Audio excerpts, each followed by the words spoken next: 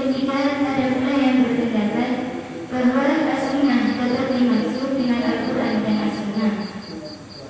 Dan yang keempat, ada yang berpendapat bahwa as-sunnah hanya boleh dimaksud dengan as-sunnah dan tidak boleh as-sunnah dimaksud dengan Al-Quran, yang mana kemarin telah dijelaskan dan juga telah dicontohkan satu persatu oleh para narasumber.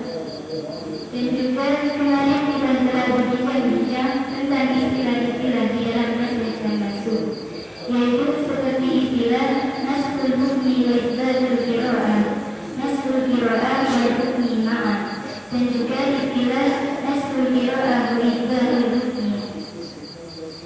Dan baiklah, hadirin hadirat yang berbahagia, pada pertemuan kita kali ini kita akan membicarakan mengenai ayat Al-Quran yang pertama kali dimansukh oleh Allah Subhanahu wa Ta'ala, yaitu sebagaimana yang ada di dalam hadis yang diriwayatkan oleh Ibnu Abbas radhiyallahu anhu. Beliau berkata, "Fakana awwalu ma nasakha Allahu 'azza wa jalla min al-Qur'an al-qiblah." Pertama kali yang dinasakh oleh Allah Azza wa Jalla di dalam Al-Quran adalah kiblat.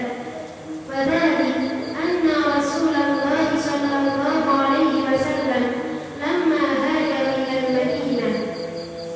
Dan peristiwa itu bahwa Rasulullah sallallahu alaihi wasallam ketika hijrah ke Madinah, wa kana aktsaru ahliha al-Yahud, dan mayoritas penduduk kota Madinah saat itu beragama Yahudi.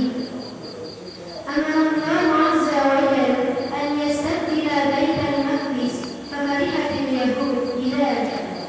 Maka Rasulullah sallallahu alaihi wasallam diperintah oleh Allah azza wa jalla untuk menghadap ke Baitul Maqdis yang ada di Palestina. Maka orang-orang Yahudi merasa gembira dengan adanya hal tersebut. Fastaqbala Rasulullah sallallahu alaihi wasallam bid'ata asyara syahran. Maka Rasulullah sallallahu alaihi wasallam salat dengan menghadap ke Baitul Maqdis itu selama 10 bulan lebih. Fakana Rasulullah sallallahu alaihi wasallam yuhibbu qiblat Ibrahim alaihi salam. Sedangkan Rasulullah sallallahu alaihi wasallam lebih mencintai kiblat kakeknya, yakni kiblatnya Nabi Ibrahim alaihissalam. Fakana yad'u Allah azza wa jalla wa yanzuru ila as-sama'. Maka Rasulullah sallallahu alaihi wasallam berdoa dan memohon kepada Allah azza wa jalla seraya memandang ke langit. Fa'anzalallahu jalla wa azza, maka Allah jalla wa azza menurunkan ayat, "Qad nari taqalluba wajhika fis sama' falanuwalliyannaka qiblatan tardiyha fawalli wajhaka syatral masjidil haram wa haythuma kuntum fawallu wujuhakum syatrah." Yang artinya, "Qad nari taqalluba wajhika fis sama'." Sungguh kami Allah melihat wajahmu Muhammad sering menengadah ke langit. Falanuwalliyannaka qiblatan tardhaha, maka akan kami palingkan engkau ke kiblat yang engkau senangi. Fawalli wajhaka syatral masjidil haram, maka hadapkanlah wajahmu Muhammad ke arah Masjidil Haram. Wa haitsuma kuntum fawallu wujuhakum syatrah, dan sekiranya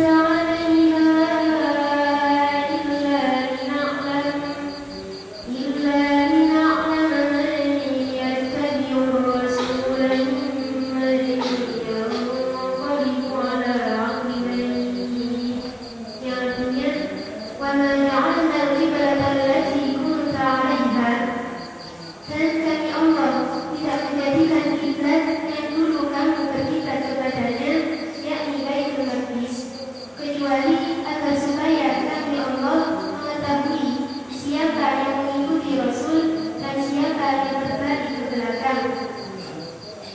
Hadirin hadirat yang berbahagia, jadi hikmah dari peralihan kiblat atau hikmah dari penasahan kiblat yang asalnya Nabi sholat menghadap ke Baitul Maqdis, kemudian berpindah ke Masjidil Haram. Ini semua sebagaimana yang telah dikatakan oleh sahabat Abdullah bin Abbas radhiyallahu anhu, "Dia tamayyaza ahlal yaqin min ahli syak wal ghibah." Jadi kata Abdullah bin Abbas, arti ayat "wa ma ja'alna al-qiblata allati kunta 'alaiha" al-ayat ini adalah agar supaya Nabi Muhammad SAW dapat membedakan umatnya yang yakin, umatnya yang percaya, dan yang benar-benar percaya kepada Nabi Muhammad SAW, yaitu dapat dibedakan dari umatnya yang pura-pura percaya dan meragukan kenabian Rasulullah SAW. Atau dengan kata lain, dengan pengalihan kiblat dari Baitul Maqdis yang berada di Palestina ke Masjidil Haram yang ada di Makkah dan Mukarramah. Ini semua agar umat Muhammad gampang dibedakan antara yang mukmin dan yang munafik. Atau dengan kata lain pula, penasahan ini yakni kiblat yang berupa Baitul Maqdis dimansuh dan kiblat Masjidil Haram sebagai penasihatnya. Ini agar supaya umatnya Nabi Muhammad mudah dibedakan dan mudah dipisahkan antara umat yang benar-benar patuh, benar-benar tunduk, dan benar-benar menurut kepada Nabi SAW, yaitu dapat dibedakan dan dapat dipisahkan dari umatnya yang pura-pura iman, pura-pura taat, dan pura-pura patuh kepada Nabiullah Muhammad SAW. Sehingga jelas dengan adanya penasahan kiblat ini, maka semuanya menjadi terang benderang antara umat Muhammad yang yakin dan yang meragukan kenabian Nabi SAW. Wal-ilmu indallah. Hadirin hadirat yang kami muliakan, akan tetapi bagi kami sebagai pengikut Nabi Muhammad SAW yang berada di level paling bawah ini menyisakan pertanyaan yang sangat banyak, yang jawabannya sangat kami butuhkan. Di antaranya, jadi Nabi Muhammad SAW diperintahkan oleh Allah untuk menjalankan sholat 5 waktu. Itu keadaannya beliau masih ada di Makkah selama berapa tahun? Jadi berapa tahun beliau berkiblatkan ke Baitul Maqdis, atau berapa bulan, atau berapa minggu, ataupun berapa hari? Untuk ini kami mohon kepada Al-Imam Al-Karim Ibn Hisham agar berkenan untuk menjelaskan berapa lama Nabi Muhammad SAW berkiblat ke Baitul Maqdis. Waktu dan tempat kami persilahkan.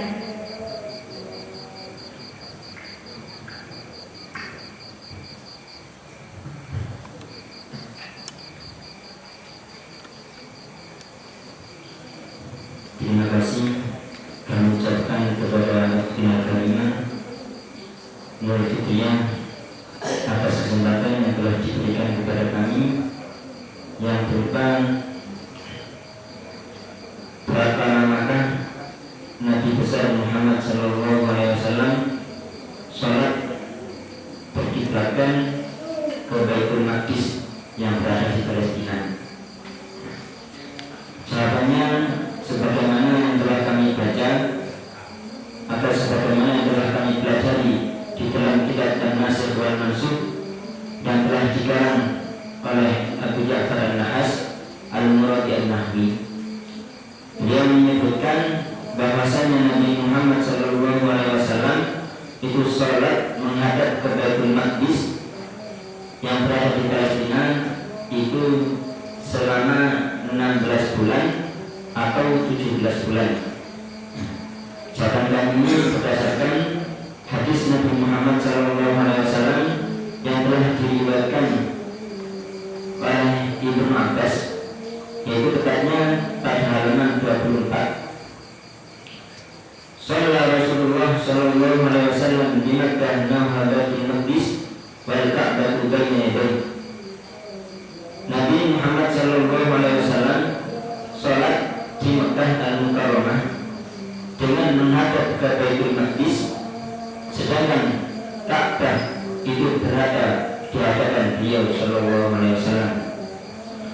Wa ba'dama hajara ila Madinah 16 syahran. Dan setelah Nabi Muhammad sallallahu alaihi wasallam hijrah ke kota Madinah, Nabi Muhammad sallallahu alaihi wasallam salat menghadap ke Baitul Maqdis itu selama 16 bulan. Thumma surifa ila al-Ka'bah. Kemudian Rasulullah sallallahu alaihi wasallam dipalingkan untuk berkiblat ke Mekah atau ke Ka'bah. Berdasarkan hadis ini sangat jelaslah bahwa dikatakan Rasulullah sallallahu alaihi wasallam itu salat menghadap ke Baitul Maqdis itu selama 16 bulan. Sedangkan di dalam hadis yang lain, tepatnya diriwayatkan oleh Al-Bara, itu Rasulullah sallallahu alaihi wasallam salat menghadap ke Baitul Maqdis itu selama 17 bulan atau 16 bulan, yaitu hadisnya shalla sittata asyara aw sab'ata asyara syahran.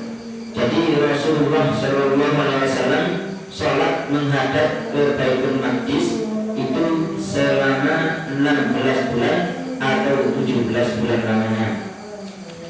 Nah, ini adalah jawaban dari pertanyaan yang telah diajukan oleh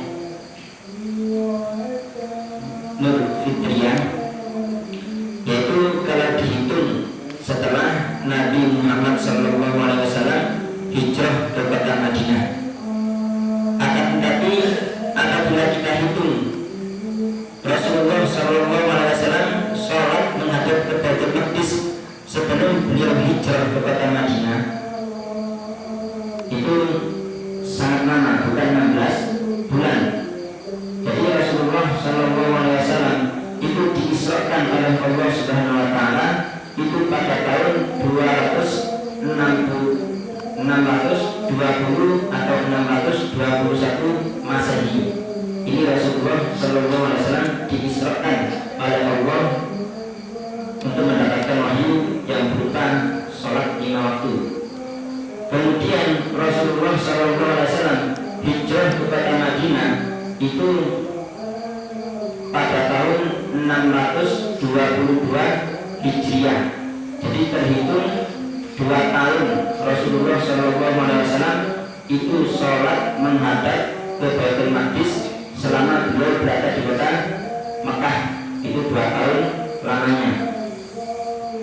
Ditambah lagi Rasulullah SAW sholat menghadap ke Baitul Maqdis ketika beliau hijrah atau ketika beliau berada di kota Madinah itu 16 bulan atau 17 bulan. Jadi total keseluruhannya itu Rasulullah SAW sholat menghadap ke Baitul Maqdis mulai beliau berada di kota Mekah atau setelah beliau diisrakan oleh Allah sampai beliau di kota Madinah atau setelah beliau hijrah itu totalnya sebanyak 3 tahun 4 bulan atau 2 tahun 4 bulan. Ini kalau dihitung mulai dari Rasulullah belum hijrah sampai beliau hijrah ke kota Madinah. Demikianlah yang dapat kami sampaikan mengenai berapa lama Rasulullah SAW sholat menghadap ke Baitul Maqdis. Untuk kesalahan atau kekurangan daripada jawaban kami mohon maaf yang sebesar-besarnya. Untuk selebihnya kami kembalikan kepada moderator kami. Kami ucapkan terima kasih kepada Abdul Aziz Ibnu Hisham atas penjelasannya yang tegas dan berpercaya. Dan selanjutnya yang sangat kami perlukan penjelasannya lagi ialah mengenai firman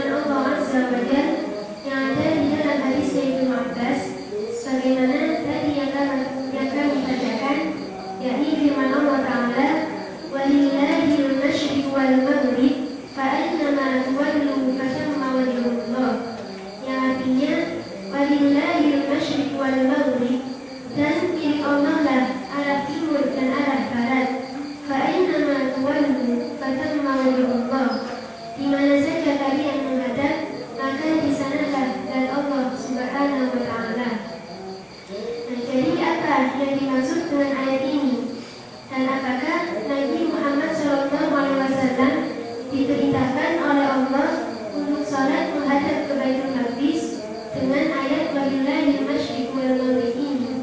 Untuk ini kami mohon kepada Uktinal Karimah Majma'an Aliyatil Furqaniyah agar berkenan menjelaskan dan menegaskan kepada kita semua. Kepadanya kami persilahkan.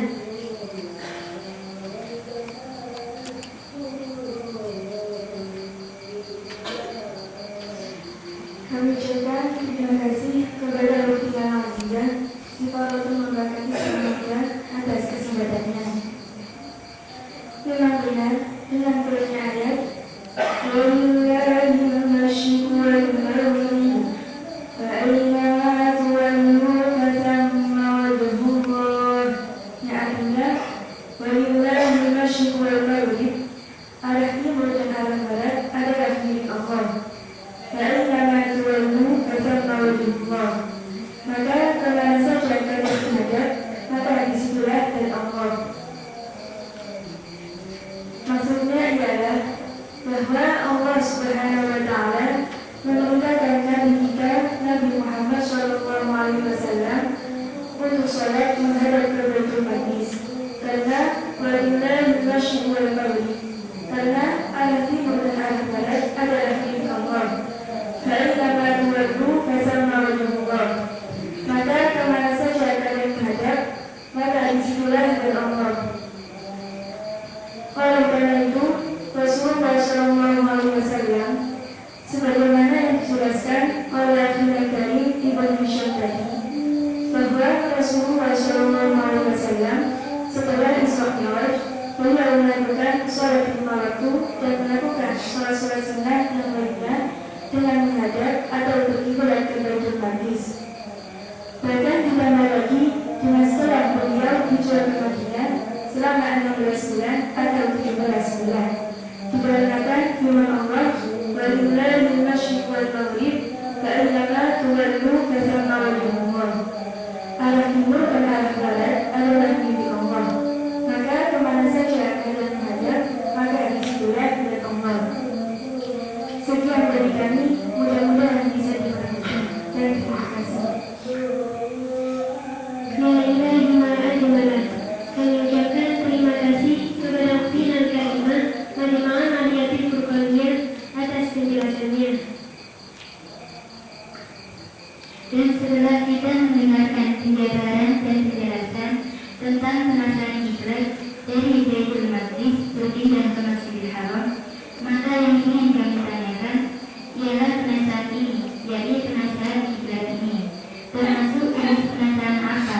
Apakah penasaran Al-Quran dengan Al-Quran ataukah penasaran As-Sunnah dengan Al-Quran?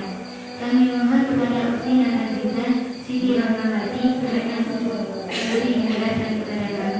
Mohon juga diberikan.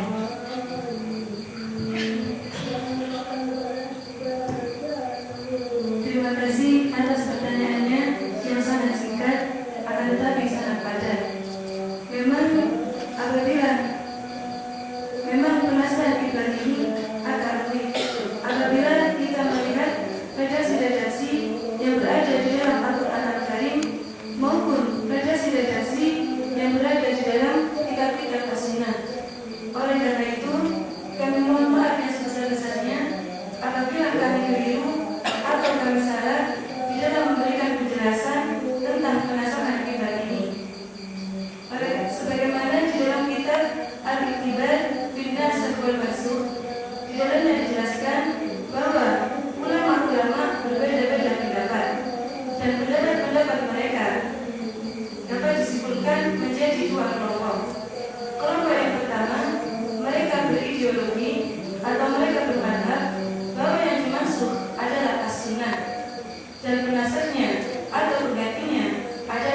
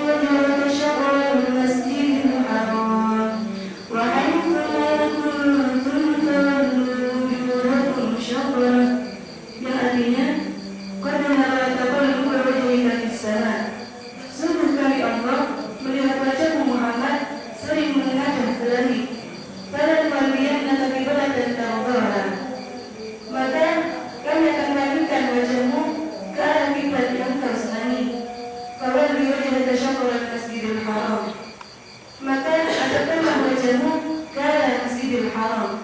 Wa haitsu ma kuntum fawallu wujuhakum syatrah. Dan di mana saja kalian menghadap, maka hadapkanlah wajah-wajah kalian ke arah itu.